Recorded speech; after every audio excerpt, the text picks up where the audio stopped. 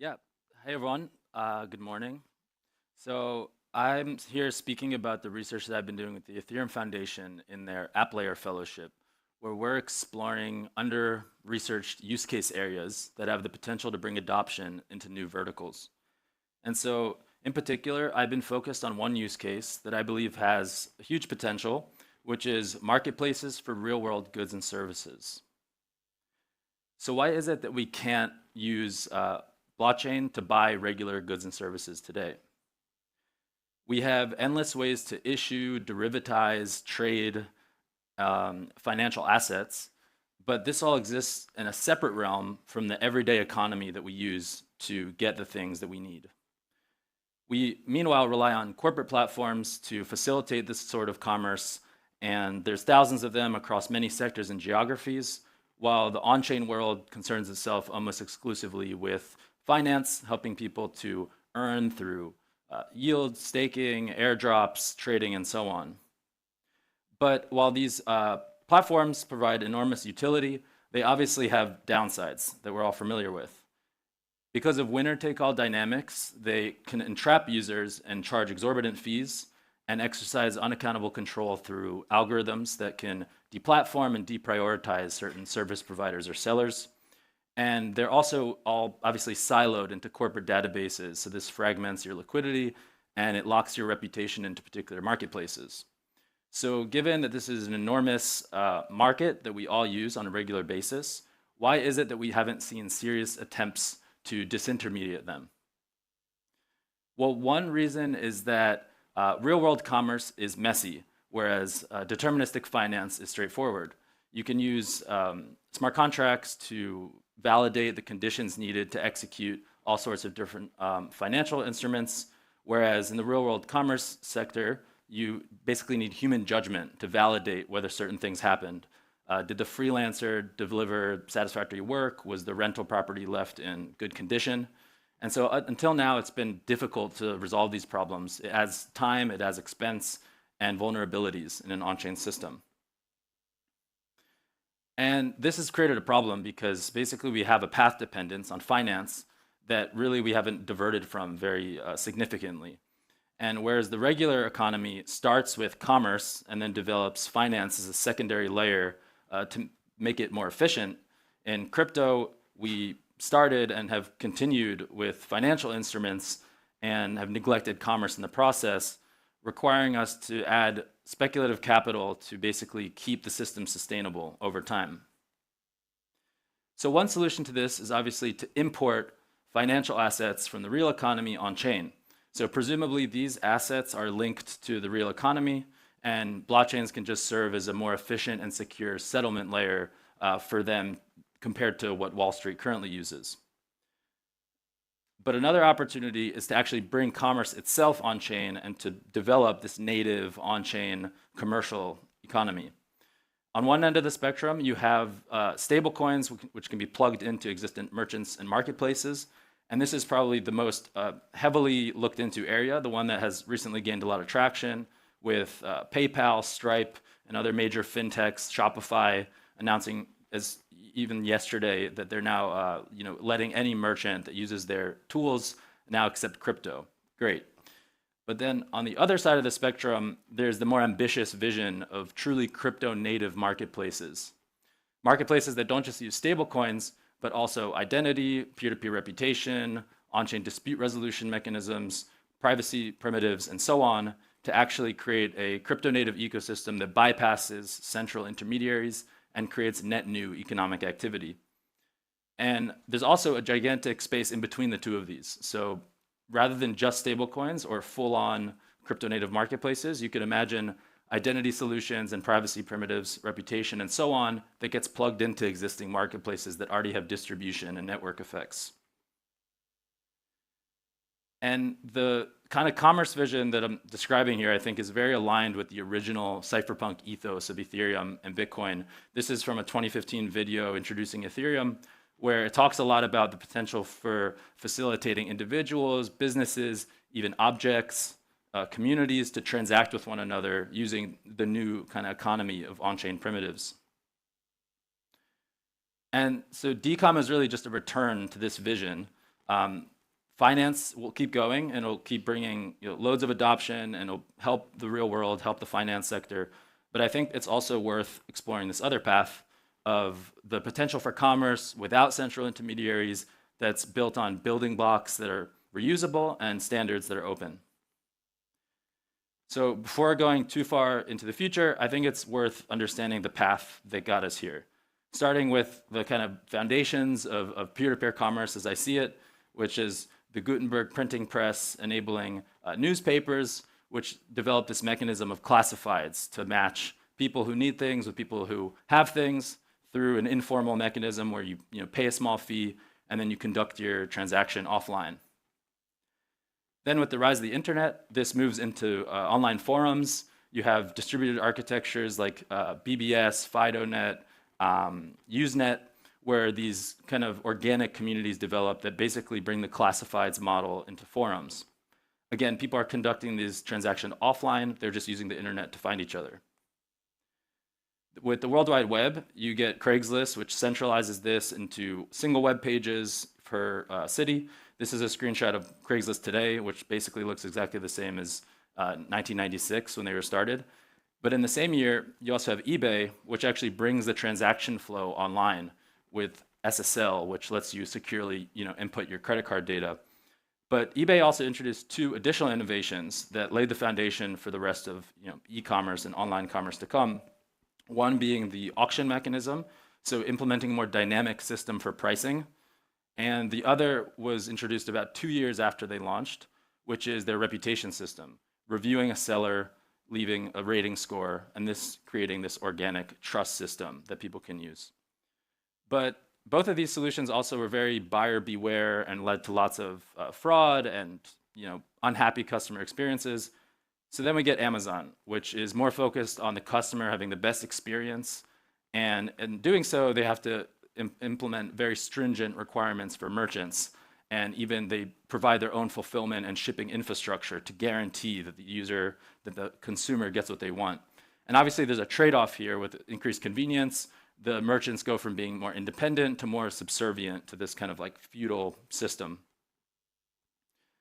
In around 2007, 2008, with the recession at the same time as the emergence of the iPhone App Store, we get the move to mobile and to the service economy online. And these kind of platforms have to introduce all sorts of safety mechanisms, identity verification, to make people feel safe actually conducting services with one another. And these not just tap into existing marketplaces like taxis or accommodation, but they actually create net new markets. They obviously tap into the dormant resources and time and skills that people have. And then this expands out to a variety of sectors. Today, 15 years later, there's still many more marketplaces kind of emerging all the time. And each of these, this is mostly US centric, but you have these around the world, right? With every geography having different niche marketplaces, every sector, this is just a tiny, tiny snapshot. Meanwhile, when the Western marketplaces are experiencing this extreme fragmentation, because each of these marketplaces, has their own user base, has their own reputation system, their own dispute resolution system.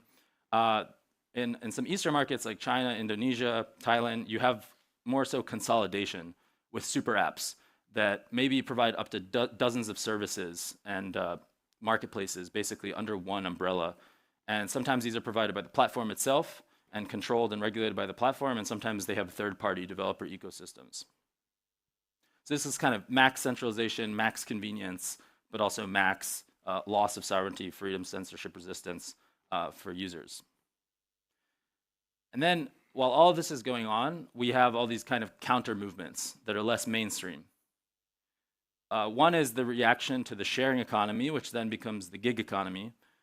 This vision of taking out the investors and the external owners from the system and just having the suppliers in the marketplaces actually own the platform. And you have versions of Airbnb or cleaning services that use this model,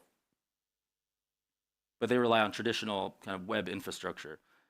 And you also have the darknet markets, the kind of famous first use case for crypto, starting really with the kind of eBay model of buyer beware, figure it out. There's just a basic reputation system.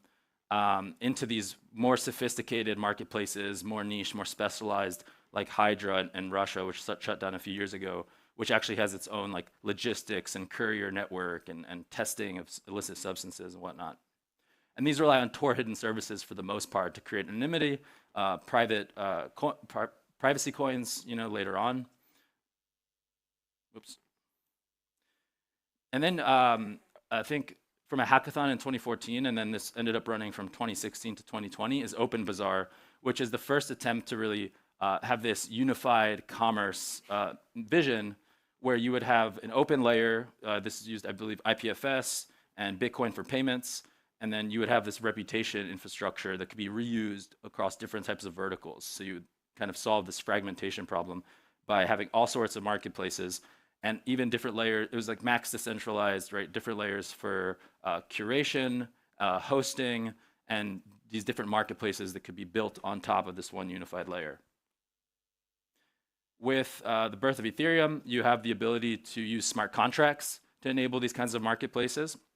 And so Slockit takes one of the first projects that was trying to build on Ethereum, takes the sharing economy idea to its extreme, and has that objects themselves actually having sovereignty, and the objects are self-owning, and people pay to unlock the smart contract that lets them physically use the device. With the 2017 ICO era, you have a bunch of projects that are also making this promise of decentralizing commerce through smart contracts, having their own reputation systems that could be reused across multiple different verticals.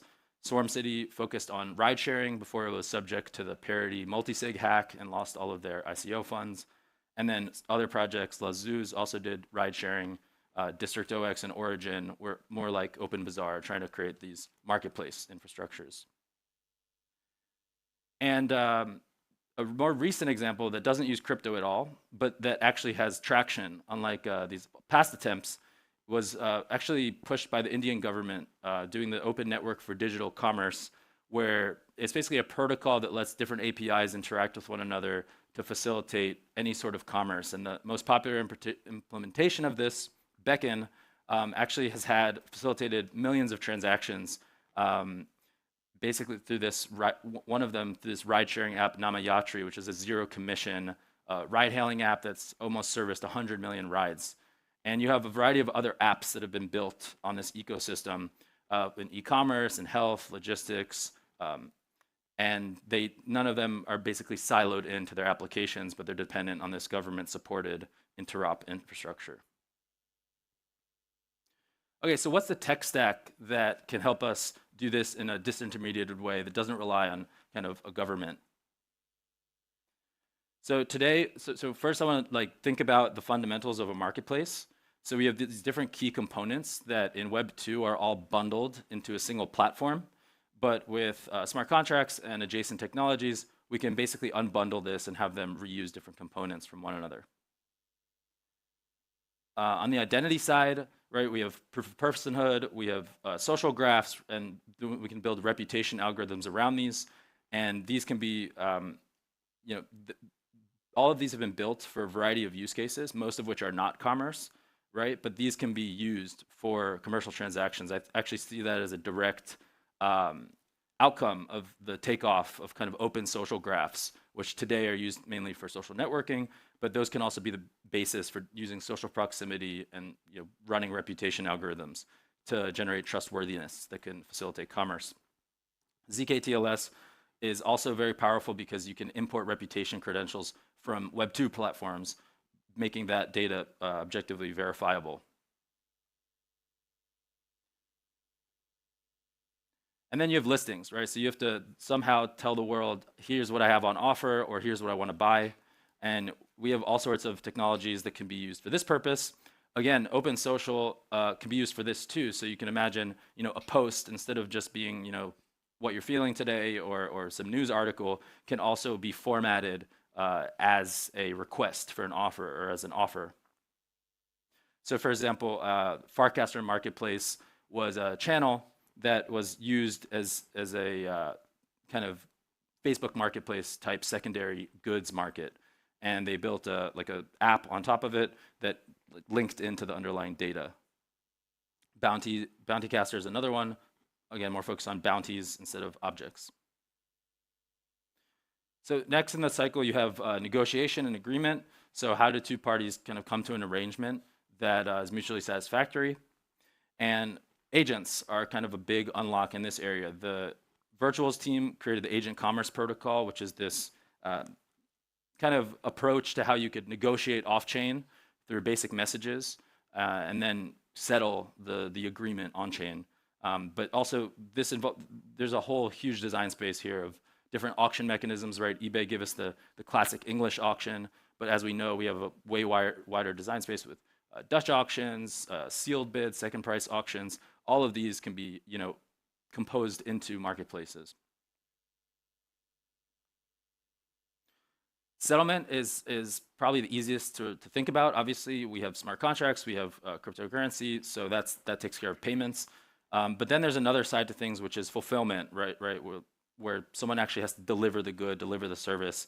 And this is one of the most underexplored areas. There's one experiment called Potlatch where they're basically having this anonymous shipping network that uses the existing kind of mail system. But then agents also play a role here with enabling people to do the payments for smaller goods and services and have the agents find the opportunities on their behalf and then settle the payment like we talked about before, negotiation. One interesting project here is Slice, which is, you can think of it as like on-chain Shopify, where all the information about the objects and the inventory and the receipts, the invoices, the payment, all happens on-chain. Slice also is built around Farcaster and has a Farcaster mini app. And this is the hardest piece that is by far the least developed, which is risk management. And this is why the large Web2 platforms have had so much success, is because they solve the kind of trust and safety issues that early internet forums or offline solutions couldn't.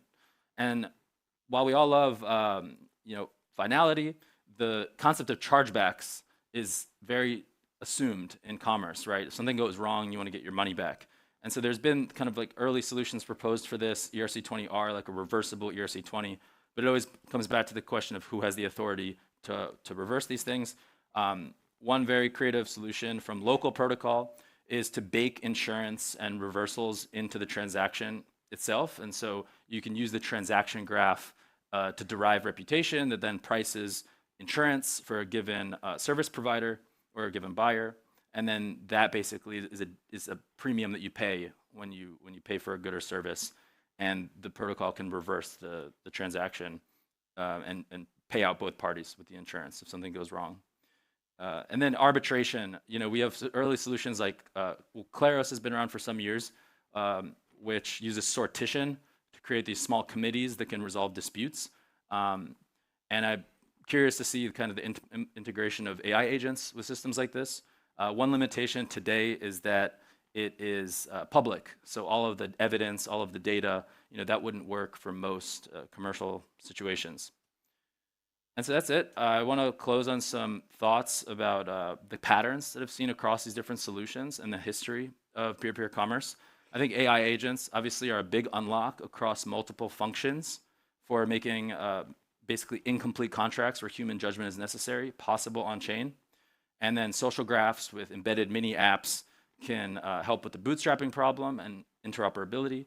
And then basically the privacy space is one of the areas where the most progress has happened recently and where I think there's a huge potential to do things like blind matching and blind reputation score calculation that can really like bring real world commerce on chain. And there's a lot of paths that we can talk about later if you find me for building the missing pieces to make this a reality. Thanks.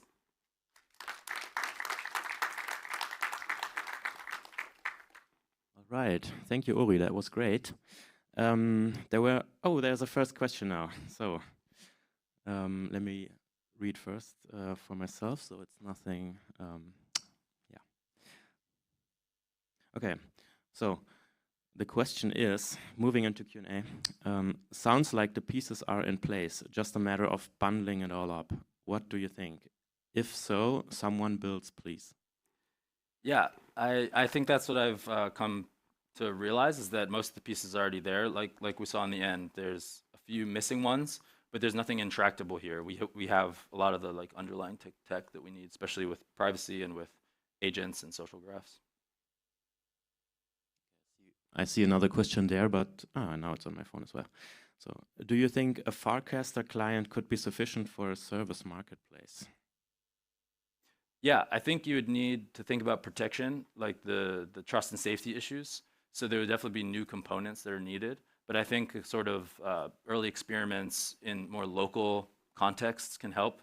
One pilot that we ran in East Dublin was letting people kind of match to provide goods and services to one another just through kind of paper solutions, and then leaving an attestation on chain as a reputation log. And so you can run these experiments today quite easily. And then, yeah, making them commercial scale, that's the hard part with the trust and safety. All right. Thanks. So, no more questions, I guess. Oh my God. Okay. So, we still have, actually, yeah, we have 5 more minutes, so we can answer both of them. Let me select that one for answering. If you were a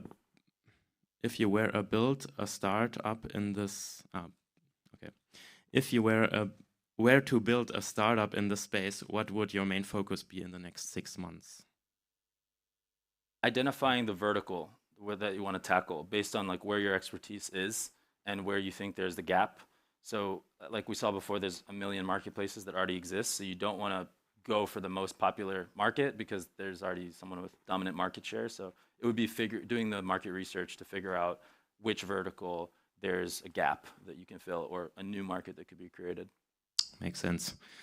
All right, last question. How financially feasible is the bundle? Doesn't feel like it would be cost effective.